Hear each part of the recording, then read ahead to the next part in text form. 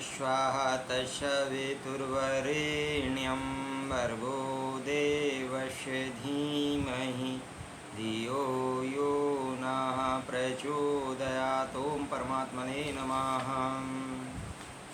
दृष्टो एनात्म विक्षेपो निरोधम कुरुते त्वशो उदारस्तु न विक्षिप्ताः साध्य अभावात् करोति किम।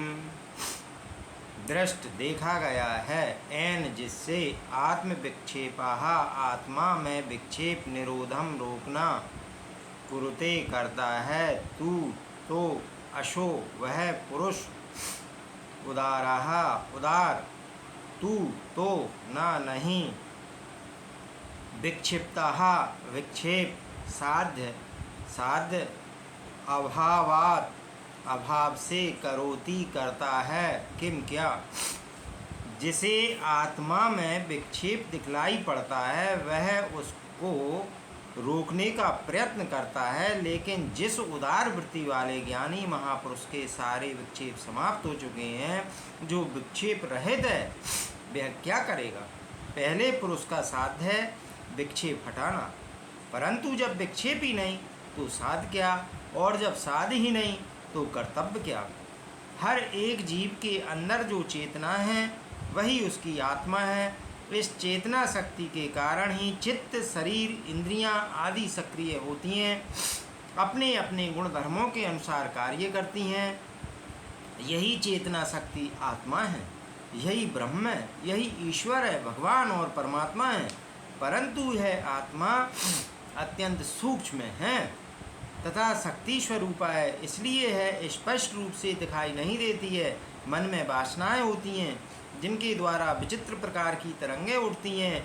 इन चित्त में उठने वाली तरंगों के कारण ही आत्मा का बोध प्रत्यक्ष रूप से नहीं होता है।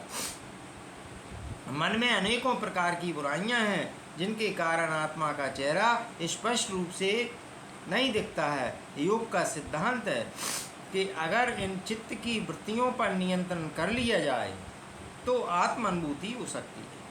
अतः योगी आत्मज्ञान के निमित्त इन पर नियंत्रण करते हैं। यह नियंत्रण साधना है, अवस्था है। महर्षि अष्टावक्र कहते हैं कि चित्त पर नियंत्रण तभी किया जा सकता है जब आत्मा में विक्षेप दिखलाई दे, परंतु जिस पुरुष को आत्मज्ञान उपलब्ध हो चुका है, जिसका चित्त शांत और शोक रहित हो गया है, जिसमें साध्य अर्थात मन का अभाव हो गया है, वह भला क्या करे।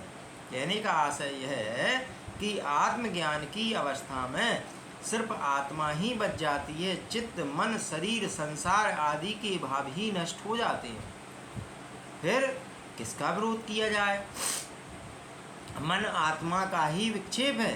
जब तक मन है तब तक उसके ऊपर नियंत्रण करने को कहा जाता है। उसमें साधन साध्य तथा साधक तीन होते हैं। ज्ञान प्राप्त हो जाने पर यदि चित्त न हो तो साधना व्यर्थ हो जाती है।